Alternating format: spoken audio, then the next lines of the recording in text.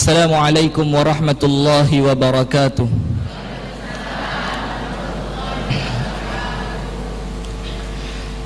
Innal hamdalillah nahmaduhu wa nasta'inuhu wa nastaghfiruh wa nastahdihi wa natubu ilayhi wa na'udzu billahi min shururi anfusina wa sayyiati a'malina.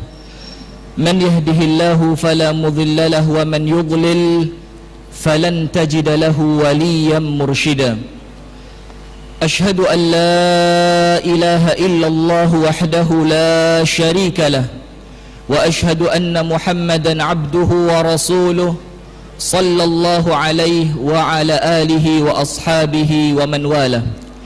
أعوذ بالله من الشيطان الرجيم. يا أيها الذين آمنوا اتقوا الله حق تقاته ولا تموتن إلا وأنتم مسلمون.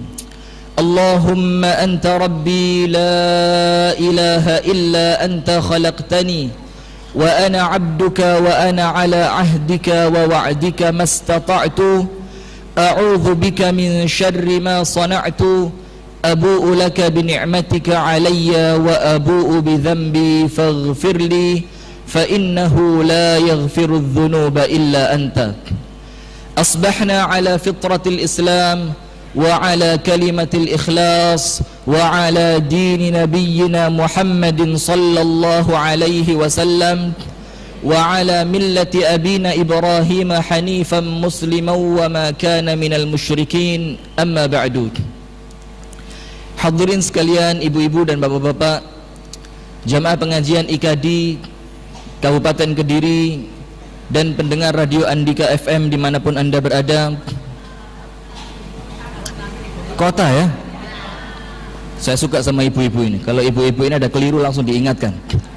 Kalau bapak-bapak tidak berani mengingatkan atau memang tidak perhatian, di antara dua.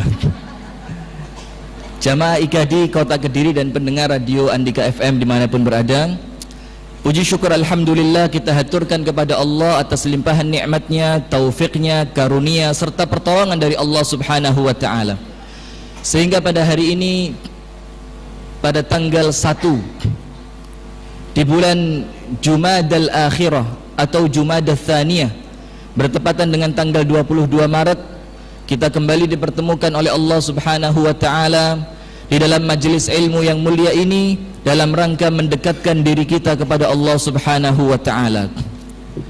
Kemudian kita meminta, memohon dan berdoa kepada Allah ta'ala agar apa yang kita niatkan di pagi hari ini, semoga apa yang kita lakukan di pagi hari ini diterima oleh Allah subhanahu wa ta'ala sebagai suatu ibadah. Amin ya rabbal alamin. Berikutnya, salawat beserta salam semoga senantiasa tercurahkan, terlimpahkan. Takut sama saya ini rupanya. Semoga senantiasa tercurahkan dan terlimpahkan kepada uswah, suri tauladan kekasih kita bersama, Nabi besar Muhammad sallallahu alaihi wasallam beserta seluruh keluarganya, seluruh istrinya, seluruh sahabatnya dan seluruh pengikutnya yang setia dengan sunnahnya hingga akhir zaman. Hadirin sekalian, jemaah pengajian IKADI Kota Kediri dan pendengar radio Andika FM dimanapun anda berada, insyaallah pertemuan kita di pagi hari ini adalah pertemuan perdana di sini, tapi mungkin ada di antara hadirin sekalian yang mungkin sudah pernah bertemu sebelumnya dan yang belum ya. Ada yang perlu kita luruskan sedikit karena saya tidak mau ada sesuatu yang dinisbatkan kepada saya tapi ternyata tidak benar. Saya ini bukan LC, bukan LC. Jadi bilang aja Rifki Ja'far bin Talib itu lebih baik karena tidak ada LC-nya. Kalau nanti dibilang-bilang ada LC-nya ini penipuan sepertinya ya. Kemudian sebagaimana di majelis-majelis kami yang lainnya, sebagaimana di tempat-tempat yang lainnya, merupakan kebiasaan kami untuk senantiasa membawakan materi-materi yang ringan-ringan saja. Karena terutama untuk pengajian-pengajian besar seperti ini, materi yang ringan, materi yang mudah diingat, mudah dihafalkan. Kemudian materi ini tentu akan lebih mudah untuk kita amalkan, itu kami rasa lebih pas dibanding kita membawakan materi-materi yang berat, materi-materi yang kelihatannya berbobot, tapi nanti ketika pulang ditanya tadi pengajiannya apa, sudah lupa. Kalaupun ingat, mengamalkannya susah. Maka hadirin sekalian yang dirahmati dan diberkahi oleh Allah, maka alangkah baiknya kalau pengajian-pengajian seperti ini kita isi materi-materi yang berhubungan dengan kehidupan kita sehari-hari, dengan kehidupan kita bermasyarakat, bertetangga dan berkeluarga. Materi yang akan kita bawa ibu-ibu sekalian dan hadirin sekalian adalah ada beberapa cara supaya kita ini menjadi orang yang lapang dada, menjadi orang yang mudah memaafkan kekeliruan dan kesalahan orang lain. Kenapa kita bawa materi ini? Karena hadirin sekalian, jamaah pengajian IKADI Kota Kediri dan pendengar radio Andika FM dimanapun anda berada, kita ini hidup bareng manusia. Yang namanya seseorang yang hidup bareng manusia itu tidak mungkin tidak pernah diganggu, tidak mungkin. Sehingga pasti kalau kita ini hidup bareng manusia, kita ini pasti pernah diganggu, terjadi gesekan, salah faham, tersinggung, salah terima, itu pasti. Nah, sehingga perlu kita jawab bersama sebelum kita masuk ke materi kita. Saya harap yang angkat tangan banyak sekali di majelis ini. Silakan angkat tangan ibu-ibu dan hadirin sekalian ya. Silakan angkat tangan siapa di antara kita yang tidak pernah sakit hati. Silakan. Kok enggak ada ini? Kenapa? Sering sakit hati semua ya? Wah, ini muka-muka orang yang sudah tersakiti ini. Yang kedua, kalau memang tidak pernah disakiti, tidak ada yang pernah, tidak ada yang tidak pernah disakiti. Semuanya pernah disakiti. Sekarang pertanyaan kedua. Silakan angkat tangan dan kami pun berharap sama. Mudah-mudahan yang angkat tangan banyak ini. Siapa di antara kita ini di majelis ini yang belum pernah menyakiti orang lain? Kenapa ndak angkat tangan kok malah ketawa ini? Kenapa? Karena memang kita ini manusia biasa. Yang namanya manusia di antara dua. Kalau tidak dia menyakiti, maka suatu ketika dia pun pasti juga akan merasakan disakiti.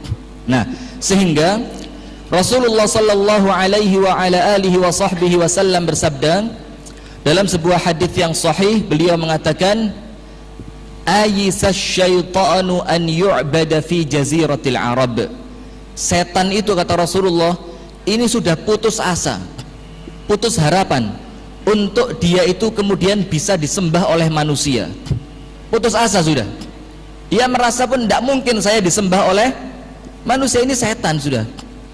Akan tetapi kata Rasulullah, walakin fit tafrish bainikum, akan tetapi kegiatannya setan sekarang yang dia gencar untuk melakukan itu adalah menjadikan perselisihan di antara manusia. Jadi dia yakin kalau disembah tidak mungkin, maka dia akan menggoda manusia, dia mau ganggu manusia, dia mau rusak manusia dengan cara memunculkan perselisihan-perselisihan di antara manusia. Dalam hadis yang lainnya Rasulullah sallallahu alaihi wasallam mengatakan, alladzi yukhalitun nas, seorang manusia laki-laki ataupun perempuan, alladzi yukhalitun nas, yang senantiasa suka bergaul dengan manusia, suka kumpul-kumpul dengan manusia. Kemudian wa yasbiru ala adzahum, kemudian orang ini bersabar ketika diganggu oleh orang lain. Khairun, maka dia lebih baik, minalladzi la yukhalitun nas, dibandingkan orang yang tidak suka kumpul-kumpul. Dan ini ada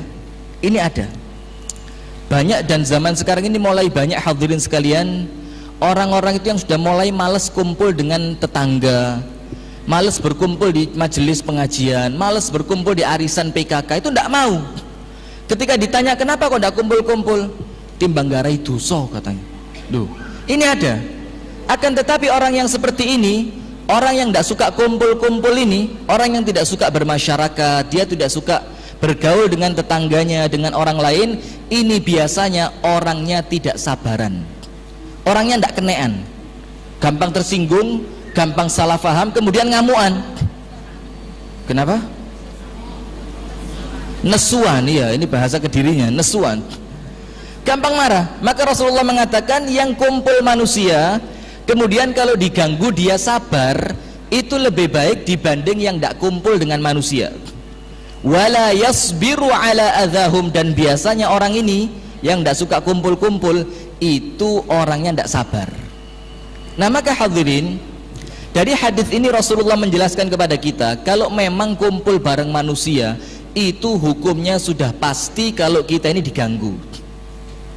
Jangankan kita ini bermasyarakat, di rumah tangga saja itu loh, itu kadang-kadang ada perselisihan antara suami dengan istrinya, antara orang tua dengan anaknya, atau mungkin antara tuan dengan mungkin yang bekerja di rumahnya. Nah ini jeda dulu ya, iklan dulu.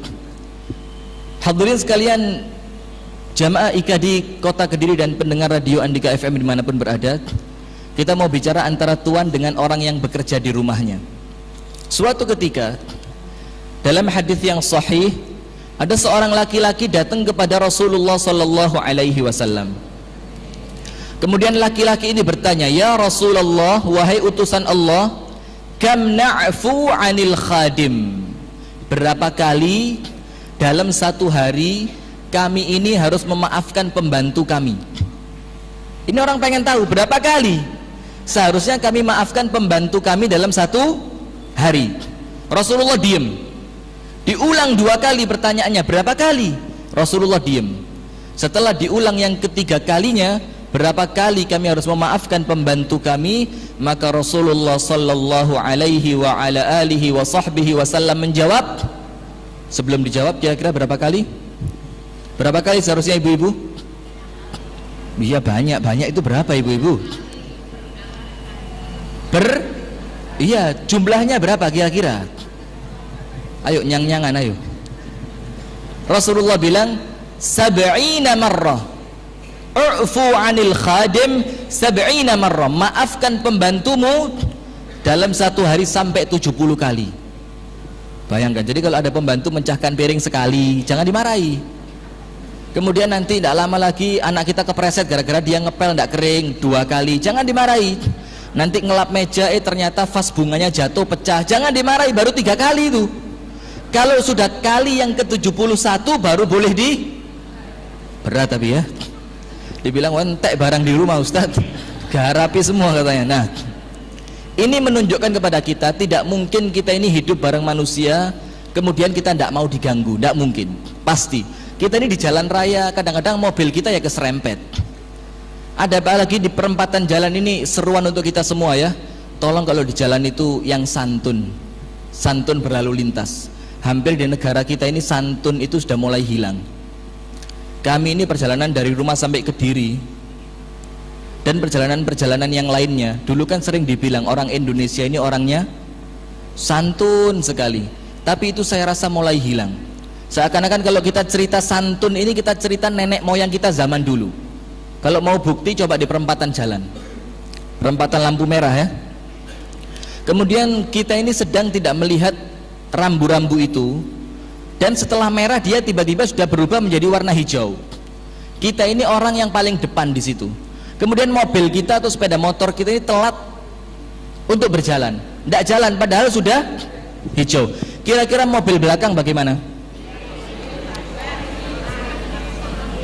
Ngebelnya ini kayak ambulan yang bawa pasien kritis, padahal tidak bawa apa-apa, ngebelnya ting. Kalau ngebel tak lumayan, ditambahi jendelanya dibuka, keluar kata-kata kotornya. Nah, ini tidak santun. Padahal di jalan raya di mana-mana kita ini biasalah diganggu sama orang.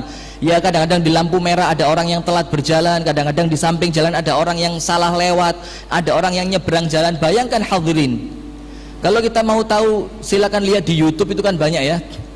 Di luar negeri itu jangankan manusia lewat, bebek lewat nyebrang jalan itu ditunggu sampai selesai. Ini bebek. Lah di tempat kita sudah ibu-ibu, sudah tua, jalannya sudah berat, nyebrang jalan pakai tongkat. Itu orang yang lewat tidak mau berhenti. Tambah diilok-ilok, tambah dibel. Dan ini masyarakat kita sekarang. Maka seruan buat kita semua, mari kita munculkan kembali sifat santun ketika berlalu lintas ya. Kalau ada orang salah sedikit-sedikit ya sudahlah, tidak apa-apa. Yang namanya di jalan, ada orang salah lewat, ada orang salah nyebrang, itu biasalah. Karena belum tentu dia terus yang salah. Boleh jadi Di waktu yang lain kita yang melakukan kesalahan. Nah, maka hadirin, sekarang kita akan mulai membahas 4 cara supaya kita ini lebih mudah untuk memaafkan kesalahan orang lain. Dan hidup ini, kalau kita ini kumpul dengan orang-orang yang pemaaf, insya Allah hidup ini kayaknya tenang, enak begitu. Dibanding kita ini hidup sama orang yang tersinggungan, kemudian nesuan, kemudian kalau sudah nesu, ini dendamnya ini disimpan sampai 7 turunan. Tidak pernah dimaafkan. Hati-hati, anaknya diberitahu, Pak, Nak, bapak biyen mangkel mbek wong iki, hati-hati mbek wong iki. Nanti cucunya diberitahu lagi, cicitnya diberitahu lagi, canggak wes segala macam, sampai 7 turunan tidak boleh lupa. Nah, ini tidak baik. Maka kita perlu tahu bagaimana sih caranya supaya kita ini menjadi orang yang lapang dada, berjiwa besar, mudah memaafkan kesalahan dari orang lain. Yang pertama, hadirin, yang pertama, kalau kita ingin mudah dan bisa dengan ringan memaafkan kesalahan orang lain, yang patut kita ingat pertama kali adalah bagaimana ucapan kita kepada Allah setiap harinya. Duh, apa itu ucapannya? Apa maksudnya? Kita ini setiap hari kan tidak pernah absen berbuat dosa, ya. Setiap hari, jangankan setiap hari, kita ini ngomong detik saja sudah, ngomong menit, ngomong jam, itu semuanya sudah dosa. Nah, setiap kita selesai berbuat dosa, maka orang yang baik adalah orang yang kemudian ingat, dia menyesal, kemudian dia beristighfar kepada Allah. Dia bilang astaghfirullah, dia jalan astaghfirullah, dia mau duduk Allahumma gfirli. Ucapan-ucapan itu senantiasa kita ucapkan setiap hari, karena kita yakin kita ini adalah hamba Allah yang banyak berbuat dosa. Nah, sekarang kalau memang kita ini sama Allah subhanahu wa ta'ala saja minta untuk senantiasa setiap kita berbuat dosa kemudian kita istighfar dan kita minta diampuni, apakah kemudian ketika orang lain berbuat salah kepada kita tidak kita maafkan? Jadi kalau kita saja kepada Allah, kita minta supaya dosa kita itu sama Allah dilupakan, kita minta supaya kesalahan kita ini dihapus, kita minta supaya kekurangan yang kita lakukan di hadapan Allah ini sama Allah diampuni dan ditaubati, apakah kemudian kalau orang lain berbuat sama kita tidak mau kita maafkan? Nah, padahal Allah subhanahu wa ta'ala menjelaskan dalam Al-Quran, dalam surat An-Nur ayat yang ke-20, 21, Allah subhanahu wa ta'ala mengatakan wal ya'fu wal yasfahu, hendaknya kalian itu memaafkan. Wal yasfahu, hendaknya kalian itu safah. Safah ini kalau memaafkan itu tidak menghukum. Jadi orang yang berbuat salah tidak kita hukum, itu afu. Kalau safah, wal ya'fu wal yasfahu, safah itu orang yang berbuat salah tidak kita hina, tidak kita hina, tidak dicaci, tidak dimaki, dimaafkan, tidak dihukum. Kemudian orangnya yang berbuat salah tidak kita caci maki, karena sebagian di antara kita ini ya memaafkan, ya memaafkan, tapi dia bilang begini, ya saya maafkan Ustadz kesalahan dia, tapi saya tidak pernah lupa perbuatan dia sama saya. Loh, apa bedanya? Ini belum memaafkan namanya. Orang memaafkan itu ya perbuatannya tidak dihukum, dia maafkan, kemudian orangnya tidak dicaci maki atas perbuatan dosa dan salahnya kepada kita, kemudian perbuatan itu kita lupakan, seakan-akan tidak terjadi apa-apa antara kita dengan dia. Ini memaafkan. Nah, maka Allah katakan wal ya'fu wal yasfahu, hendaknya mereka memaafkan, hendaknya mereka melupakan perbuatan kesalahan dari orang lain. Kemudian Allah melanjutkan, ala tuhibbuna ayyaghfirallahu lakum, bukankah kalian ingin dimaafkan oleh Allah? Maksudnya ayat ini, kalau kalian ingin dimaafkan oleh Allah, diampuni oleh Allah, maka maafkan dan lupakan kesalahan dari orang. Nah, itu ayat ini, ibu-ibu hadirin sekalian, jamaah pengajian IKA di Kota Kediri dan pendengar radio Andika FM dimanapun anda berada, ayat ini ada asbabun nuzulnya.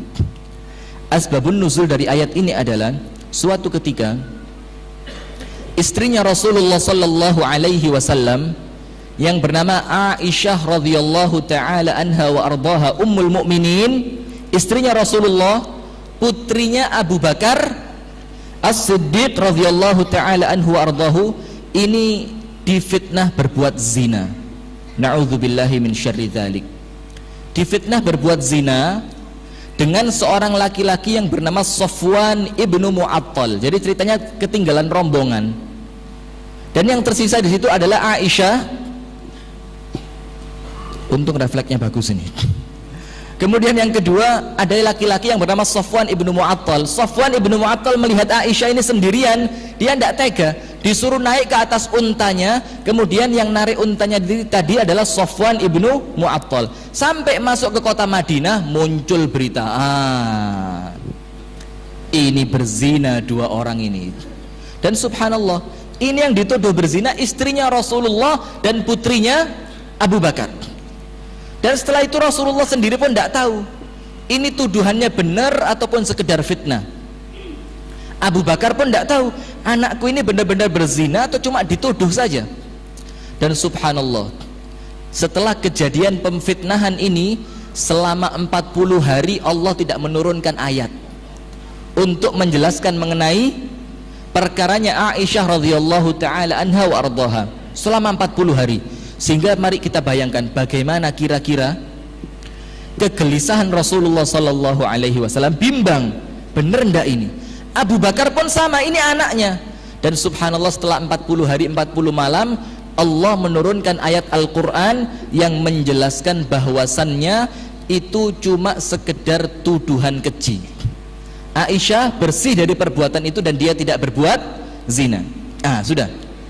Kemudian ketahuan, yang bikin onar tadi ketahuan 3 orang, yang menyebarkan fitnah tadi ketahuan 3 orang. Kemudian dihukum dengan hukuman cambuk. Setelah itu anehnya hadirin, salah seorang di antara 3 orang ini ada laki-laki yang bernama Mistah. Laki-laki yang bernama Mistah. Ini yang bikin cerita ini aneh. Loh, kenapa kok Mistah ini dibilang jadi cerita aneh? Mistah ini orangnya miskin, tidak punya apa-apa. Bayangkan, tidak punya apa-apa, melarat sudah Mistah ini. Dan dia ini misanannya Abu Bakar As-Siddiq, sepupunya Abu Bakar As-Siddiq. Dan setiap hari kebutuhannya Mistah ini yang memenuhi adalah Abu Bakar As-Siddiq. Kamu perlu uang, dikasih uang sama Abu Bakar. Dia perlu pakaian, diberi pakaian sama Abu Bakar. Dia perlu makanan, disubsidi makanan. Semua kebutuhannya Mistah yang memenuhi dan mensubsidi adalah Abu Bakar. Memang dia keluarganya, misanannya. Inilah akhlaknya begitu. Saudara itu saling menolong saudaranya. Ini Mistah tiap hari dibantu, dia sama Abu Bakar dekat. Subhanallah, orang yang tiap hari dibantu sama Abu Bakar dan notabene dia adalah misanannya sendiri, subhanallah malah memfitnah putrinya Abu Bakar. Bayangkan, ini tiap hari dibantu, kalau bahasa kita apa, ditolong malah mentung. Tiap hari dibantu, subhanallah anak kita difitnah berbuat zina. Kira-kira ibu-ibu hadirin sekalian, kalau kejadian ini kena sama kita, ada orang yang setiap hari kita bantu, subhanallah malah anak kita difitnah sama orang yang kita bantu ini, kira-kira apa yang kita lakukan sama orang tersebut? Kenapa? Marah tok masih lumayan. Datang ke rumahnya bawa bensin 5 liter, gerojok dibakar. Ini kemungkinan kalau kita. Abu Bakar pun sama. Abu Bakar As-Siddiq merasa kurang ajar Mistah ini, tidak tahu diri dia. Tiap hari tak bantu, tak kasih semua keperluannya, kok sekarang anakku malah difitnah. Abu Bakar marah. Kemudian Abu Bakar As-Siddiq radhiyallahu taala anhu ardahu mengatakan, mulai hari ini saya bersumpah saya boikot Mistah, tidak saya bantu lagi si Mistah ini, biar dia kapok kelaparan, tidak apa-apa sudah. Ini orang keterlaluan memang, iya kan?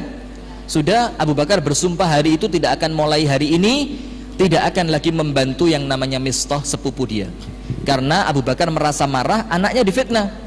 Sudah, keesokan harinya Allah subhanahu wa ta'ala menurunkan ayat Al-Quran surat An-Nur 21. Ini mengingatkan kepada Abu Bakar As-Siddiq. Allah mengatakan, wala ya'tali ulul fadli minkum was-sa'ah ayyu'tu uli qurba wal masakin wal muhajirina fi sabilillah falya'fu wal yasfahu ala tuhibbuna ay yaghfirallahu lakum. Allah katakan, Abu Bakar, tidak pantas orang kaya seperti kamu. Abu Bakar ini kaya, kemudian orang yang mulia seperti kamu, kemudian dia bersumpah untuk tidak mau membantu saudaranya, orang yang miskin. Itu tidak pantas kata Allah. Kemudian Allah katakan, maafkan dia, lupakan perbuatannya. Bukankah kamu ingin dimaafkan oleh Allah? Dengar ayat ini, Abu Bakar langsung berdiri. Kemudian Abu Bakar mengatakan, bala ya Rabb, iya ya Allah, saya butuh engkau maafkan. Kemudian Abu Bakar membayar kafarah dari sumpahnya, bayar denda. Tadi kan sudah bersumpah dia, kalau sumpahnya dibatalkan itu harus bayar denda. Abu Bakar bayar denda, membatalkan sumpahnya tadi yang dia bilang tidak mau lagi membantu Mistah.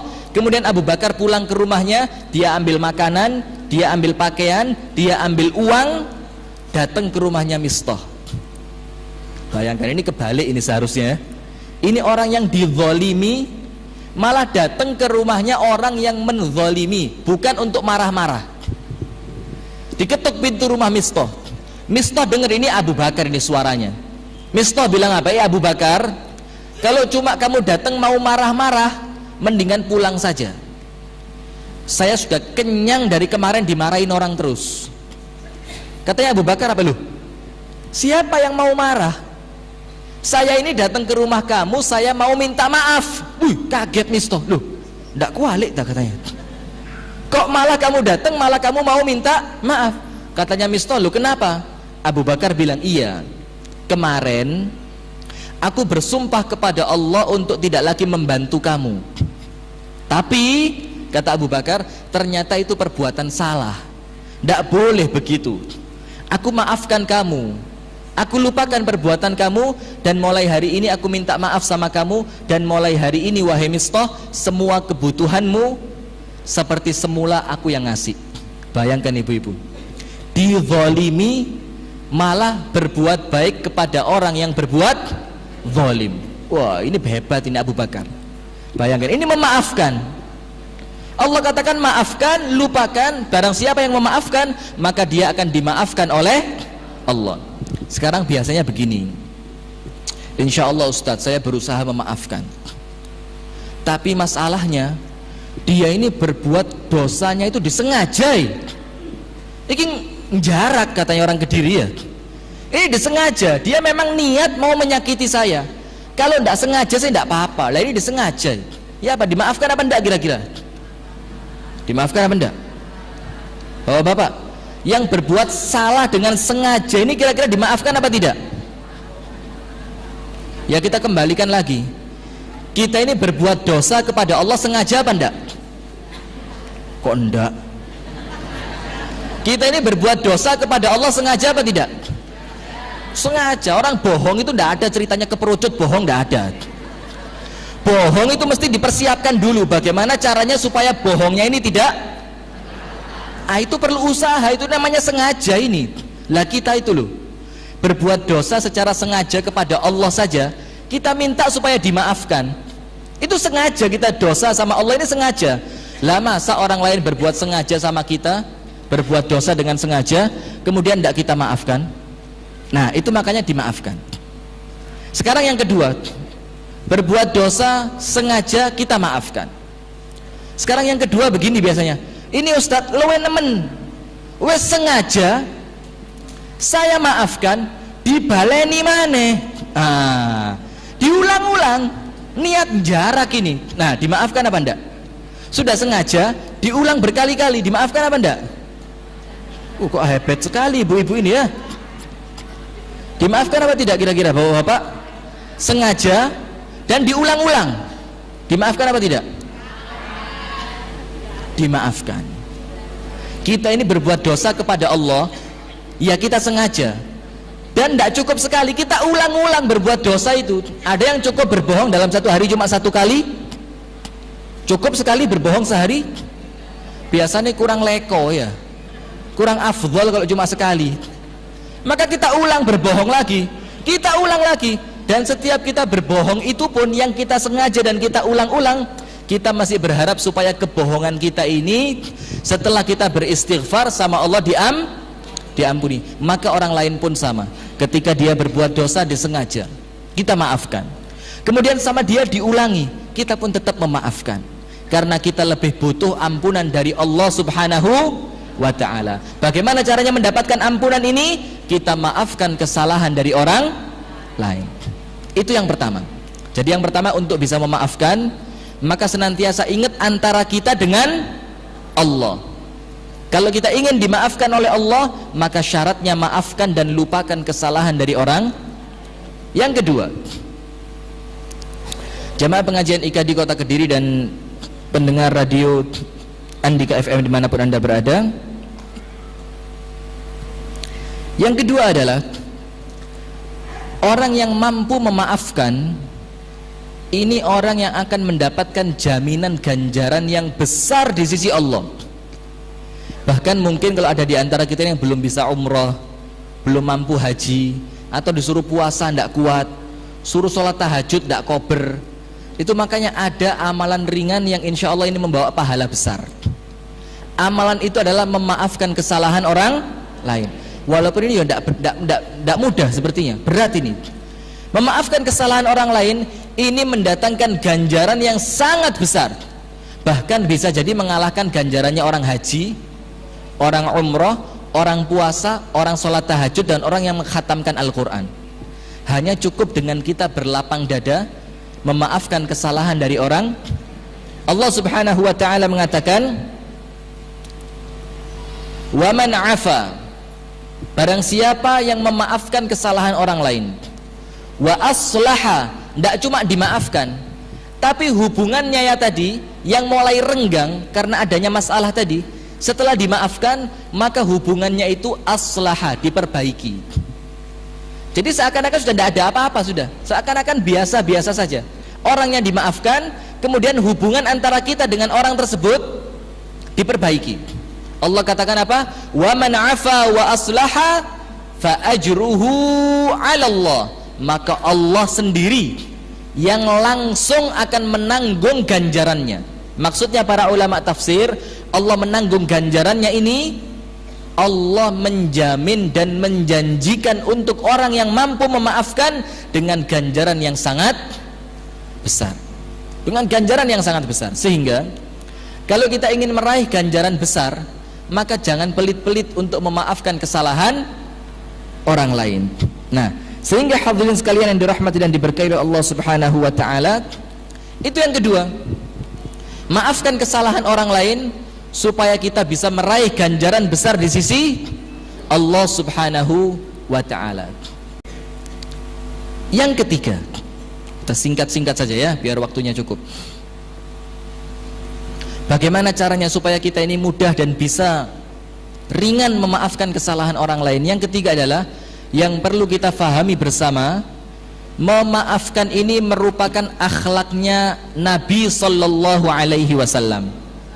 Ini akhlaknya Rasulullah Sallallahu Alaihi Wasallam. Sementara kalau ini merupakan amalannya Rasulullah, maka kita sebagai umatnya diperintahkan untuk apa? Meniru, mencontoh. Karena Allah mengatakan, laqad kana lakum fi rasulillahi uswatun hasanah. Dalam diri Rasulullah ini ada suri tauladan yang baik untuk umatnya.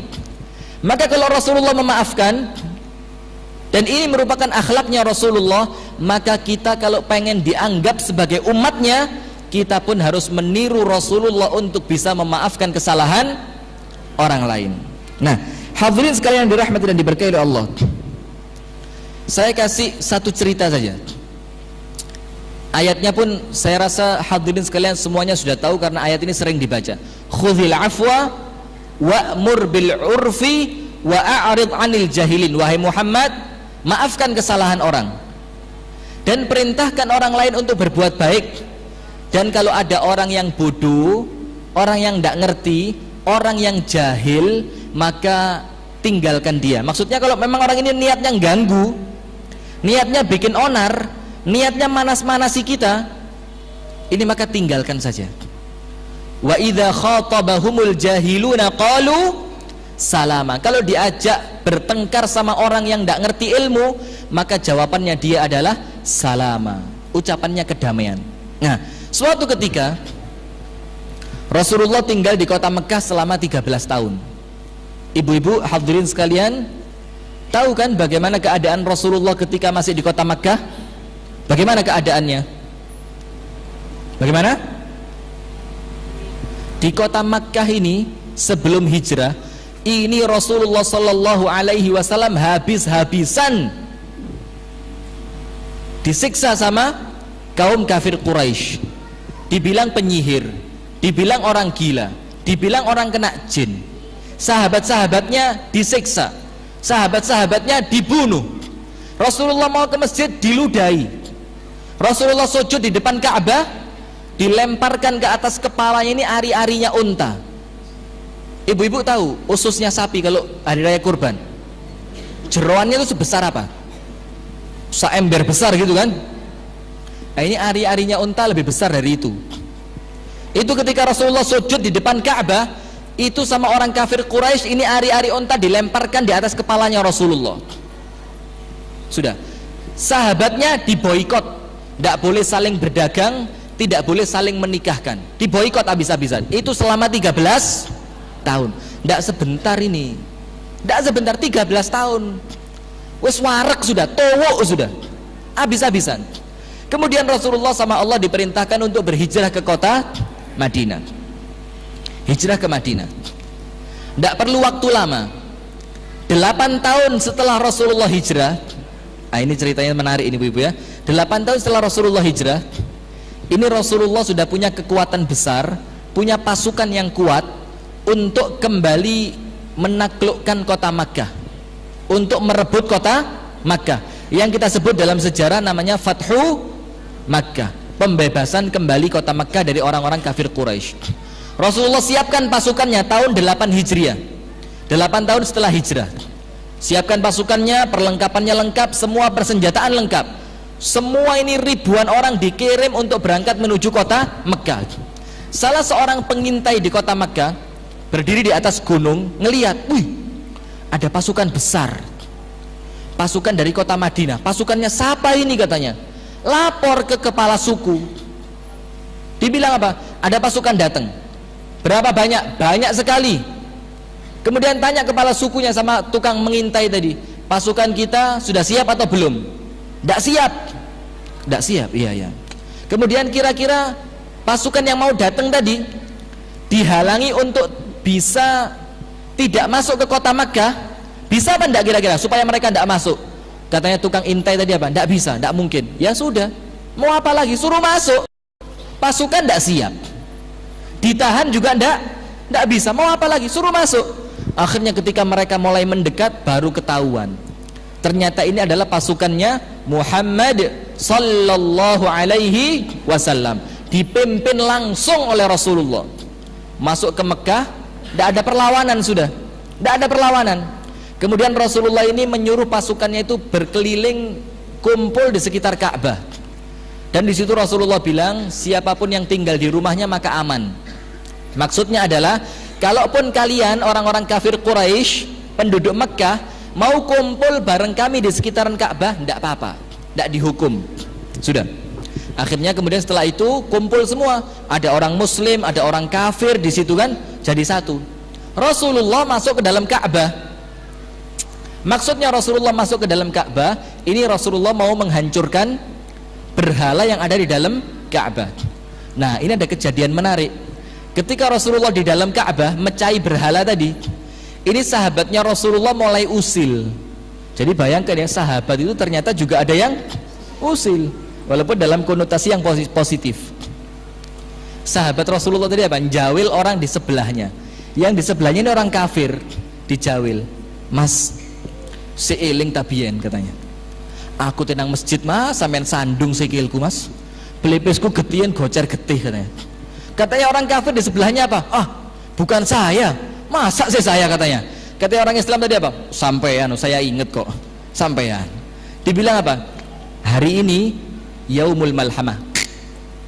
Hari ini kata sahabat Nabi ngomong ke orang kafir, maksudnya apa? Balas dendam hari ini, beleh-belehan dino iki katanya. Sudah, sebelah kanannya sudah ganti sebelah kiri. Mas, inget gak dulu saya mas mau ke pasar, sampai nuncali duri di jalan saya, sampai kaki saya semua kena duri. Orang sebelahnya pun ngomong sama, ah masa saya? Bukan, yang lain mungkin. Kata, ah saya ingat kok jenggotnya model gini katanya. Sampean katanya. Orang tadi bilang apa? Sahabat Nabi tadi bilang apa? Al-yaum yaumul malhamah. Hari ini sembelih-sembelihan. Hati-hati sampean. Bayangkan ini sahabat Nabi tidak merasa kuat untuk menjaga dirinya. Kenapa? 13 tahun disiksa, tidak sabar mereka. Sampai akhirnya omongan ini, hari sembelih-sembelihan ini nyampe ke telinganya Rasulullah di dalam Ka'bah. Kemudian Rasulullah keluar, Rasulullah naik ke atas untanya.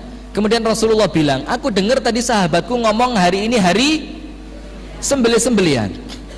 Tidak, katanya Rasulullah, al-yaum yaumul marhamah. Hari ini hari kasih sayang. Rasulullah bilang, apa yang kalian kira akan aku lakukan terhadap kalian? Mereka bilang apa? Akhun karim, ibnu akhin karim. Kamu itu saudara kami yang mulia, bapak kamu pun orang mulia.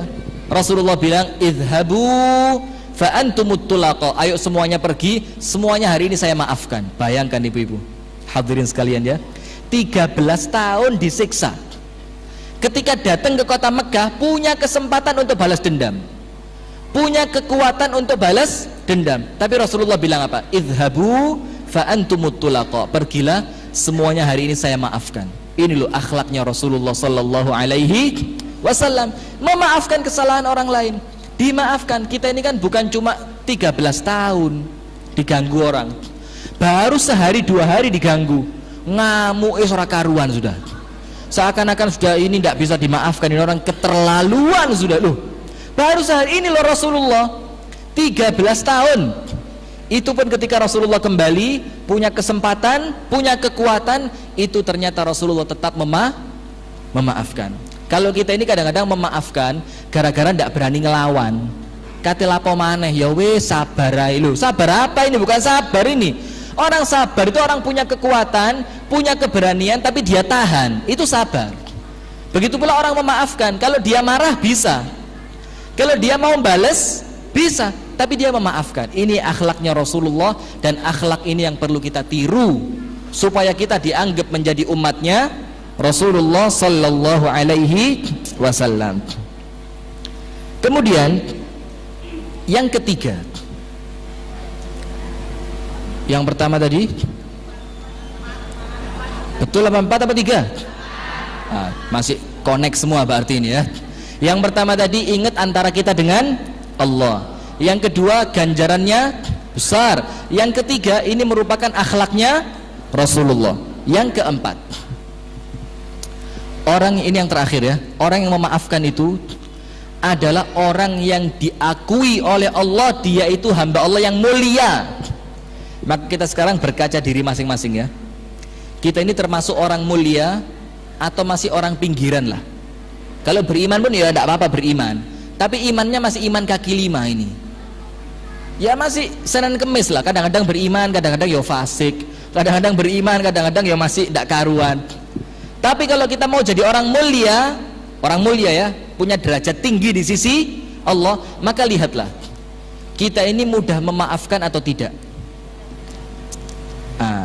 Kalau kita ini memaafkan orang lain masih merasa berat, jangan ngaku-ngaku orang mulia sudah. Tidak, bukan itu orang mulia. Orang mulia itu adalah orang yang ketika disakiti dia mampu memaafkan. Ini orang mulia. Maka berkaca diri masing-masing, saya pribadi dan hadirin sekalian, kalau kita ini disakiti orang, kemudian memaafkannya itu gampang sekali, kemudian kita ini berbuat baik sama orang yang menyakiti kita, itulah orang mulia. Rasulullah sallallahu alaihi wa ala alihi wa sahbihi wasallam bersabda,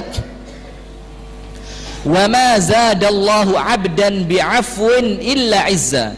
Tidaklah Allah akan menambahkan kepada seorang hamba yang dia ini senantiasa memaafkan, kecuali Allah akan menjadikan hamba yang memaafkan itu semakin mulia. Nah, sehingga kalau ingin menjadi orang mulia, maka sifat orang mulia itu adalah pemaaf. Saya kasih satu cerita, dan ini sebagai penutup kita. Cerita ini dalam kitab Sirajul Munir, menceritakan mengenai sahabat Nabi Abdullah ibnu Mas'ud radhiyallahu taala anhu wa ardahu. Abdullah bin Mas'ud. Abdullah bin Mas'ud ini di zaman setelah meninggalnya Nabi sallallahu alaihi wasallam, zamannya tabi'in ya, zaman tabi'in, itu Abdullah bin Mas'ud masuk ke pasar mau belanja. Dia datang ke suatu toko, dia belanja keperluannya, dia ambil semua selesai, kemudian mau dibayar, mau ambil dompet. Subhanallah, ketika dompetnya dirogoh, ini dompet sudah hilang.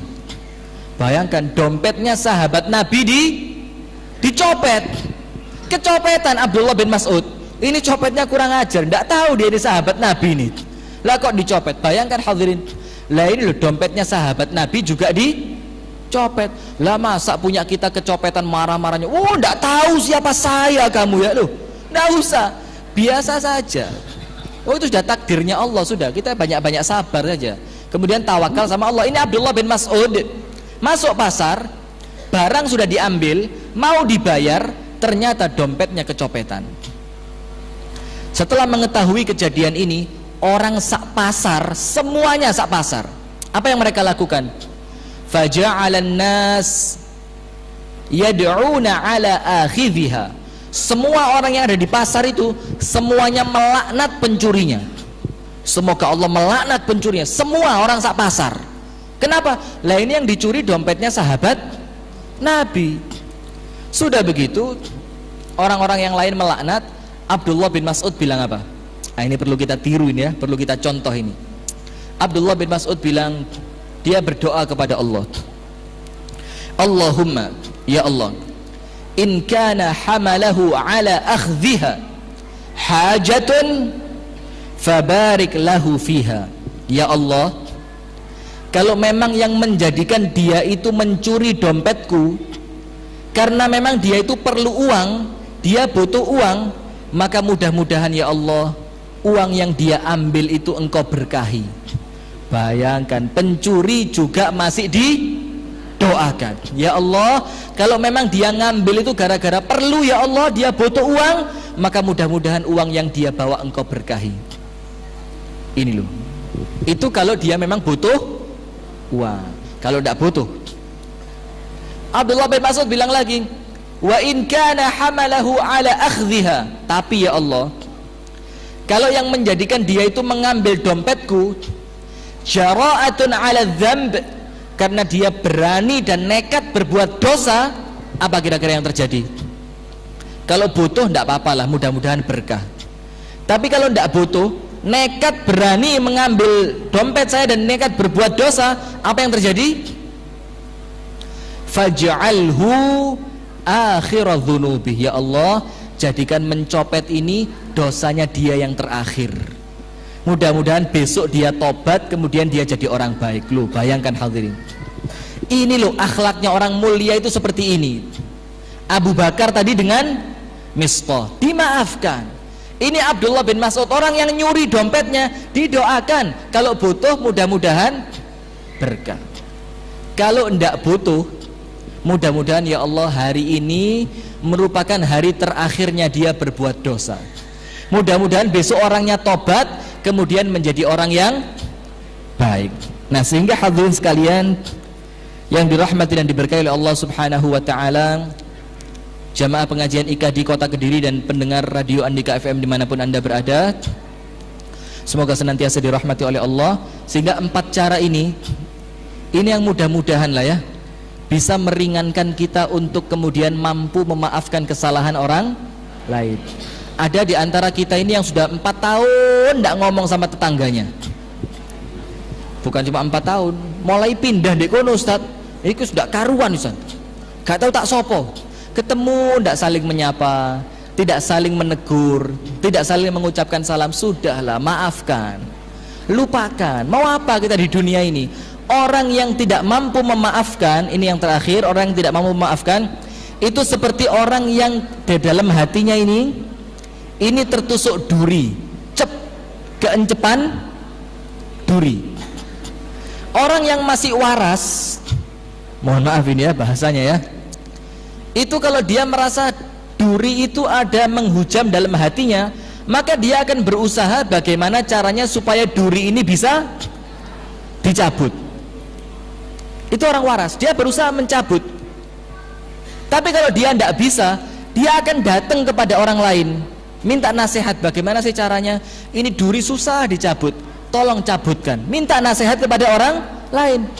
Tapi kalau orang yang mungkin sudah tidak waras, duri masuk ke hatinya, ke jantungnya sini, malah dipelihara sama dia.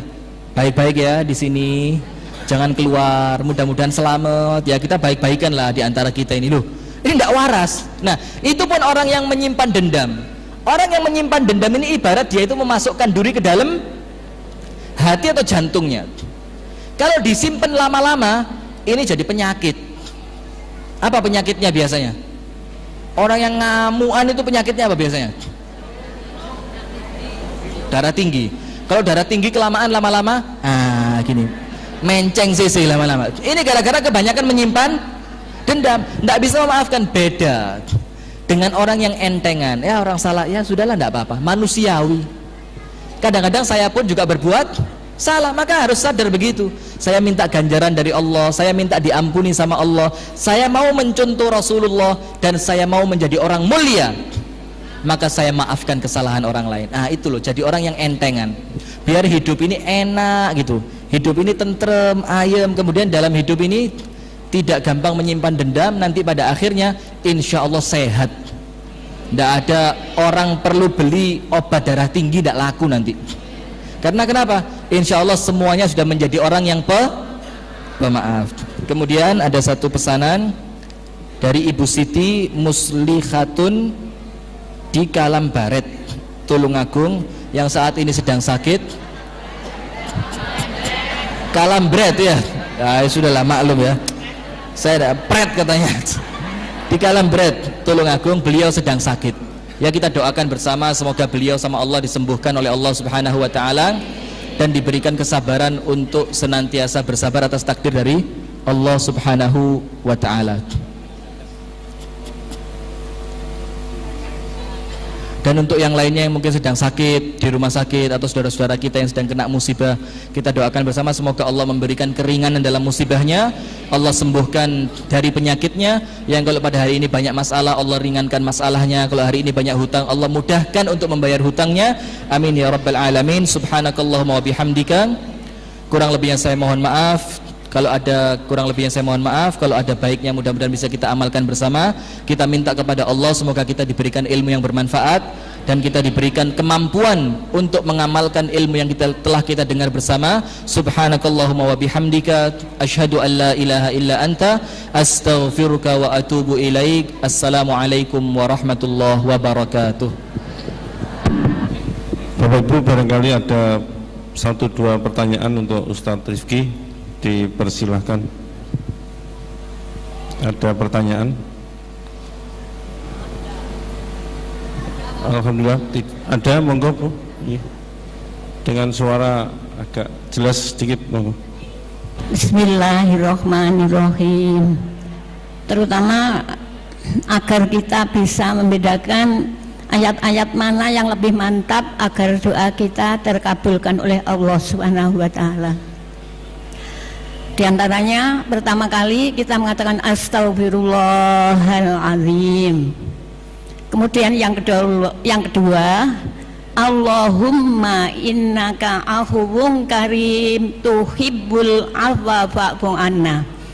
Apakah atau perbedaan antara kedua ayat itu dan mana yang lebih mantap? Demikian pertanyaan kami. Wassalamualaikum warahmatullahi wabarakatuh. Bismillah, terima kasih, mudah-mudahan panjang umur, sehat selalu, sama Allah diberkahi, amin ya rabbal alamin. Pertanyaannya bagus.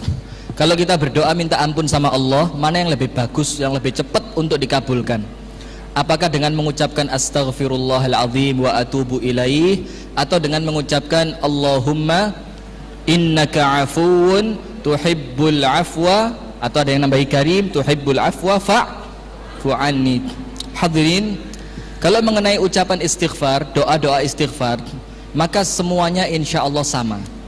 Ini tergantung kecondongan hati. Kita lebih pas dan mantap untuk pilih yang mana. Karena kalau secara arti, insya Allah secara arti semuanya sama. Pada intinya kita minta supaya Allah itu berkenan mengampuni dosa kita.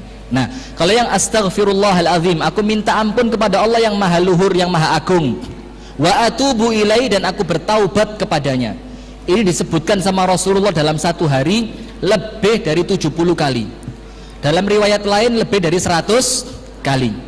Kalau yang Allahumma innaka afuwun karim tuhibbul afwa fa'fu anni, itu juga sering dibaca Rasulullah, tapi untuk jaga-jaga malam Lailatul Qadar. Tapi kalaupun itu dibaca di selain malam Lailatul Qadar, maka juga boleh, tidak apa-apa. Jadi tergantung kecondongan hati. Ibu lebih mantep yang mana, hatinya lebih serak yang mana, insya Allah itu yang lebih baik. Wallahu a'lam.